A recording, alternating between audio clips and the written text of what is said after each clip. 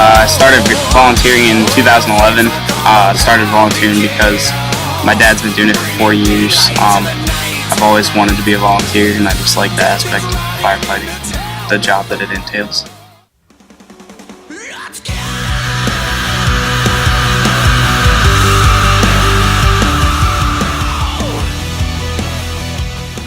My whole family's here. I have two brothers, or I had two brothers. I have one brother that's in now, and my mom and my dad both have been in the fire department for many years. My dad's been in for almost 30 years. My mom's been in for 10. My brother's been for 5. So it's a really big company with my whole family in.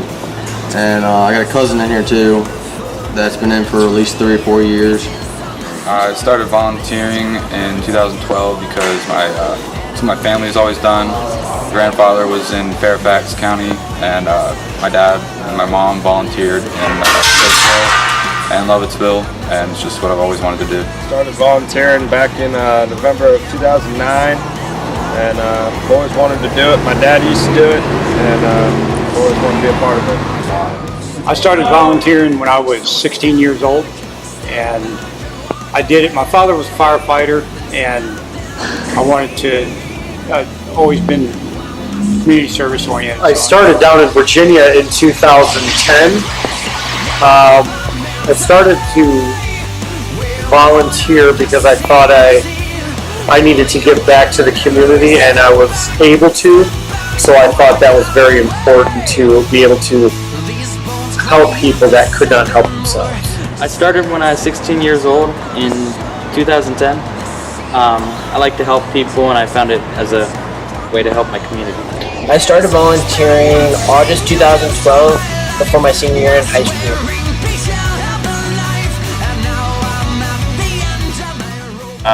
Definitely fighting fire, running into a burning building, just kind of get your heart going or whatever. My favorite aspect of volunteering has been just helping people out and knowing that the person that called 911 knows that help is coming. My favorite aspect is meeting a bunch of new people of all ages, and just being around the firehouse is just an awesome experience.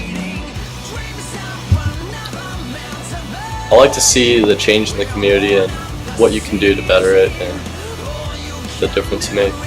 I think when somebody just out of nowhere, looks at you and says, "Hey, thanks," and that goes a long way. I like giving back to the community and being able to learn real life lessons that are outside of a classroom setting. And Time is going by. A call in Lovettsville was a house fire. I was on a call with Anthony Miskey, who's a graduate of Loudon Valley, Ty Corbin, who works for Fairfax County, and Jimmy Councilman. And that was my first interior fire. It was just pretty cool because I've known Anthony for my whole life, so I got to experience that with him. And Ty's a pretty cool guy, and he has a lot of experience, and he taught me a couple things while we were there, so it was pretty fun. my first interior fire in Clark County with Buddy Colby, and he's always been my idol in the firehouse, and I really enjoy that.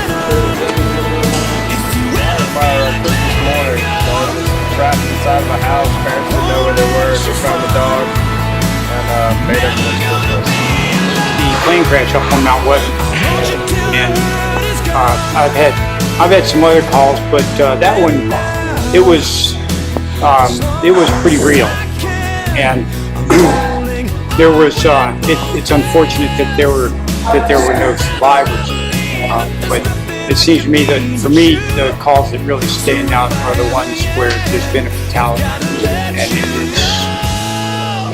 it's like somebody's got to go out there and pick up a piece. We had to do it.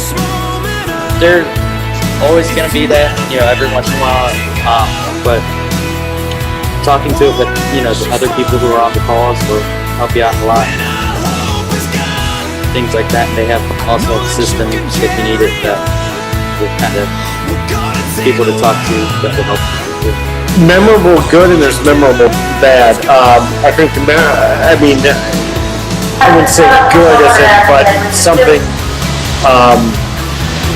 good is when you're able to help somebody. we've ran a couple accidents where we're able to get the person out of the car and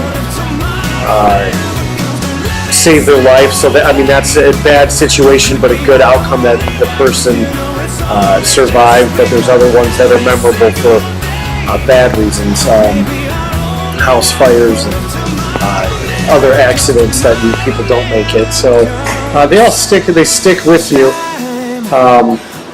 I can't say that there's one, but when you're able to help somebody, that's a good call. When they can thank you, when you can give them the attention that they need, that's a good call. And I think that you can't just narrow it down to one. Most recently, I ran an auto accident that involved 3 teenagers. And you'll always remember that auto accident, whether it's teenagers or a little kid. You're always going to remember something like that. It just puts you in a position where you say that could have been me, but then it just shows you what you should do to prevent that stuff from happening to yourself. Is you have to realize that there's lots of dedication, lots of time that you're going to have to put in, and you're really going to want to have to do it. You are going to. It's like going to school.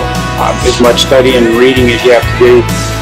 You can find out lots of information on your own when you get into these classes. With the internet the way it is, you can really do a lot of research. It's a lot of time. People don't realize that. It's a huge commitment. And if you're gonna be new, you got to stick with it, and you got to be able to take criticism, because you got the lives of your community in your hand, and you have to be on it all the time, and you have to learn and continuously learn, and you can't slack off. So it's a lot of hard work, a lot different than what you're used to at a school or anywhere else. That's hard work.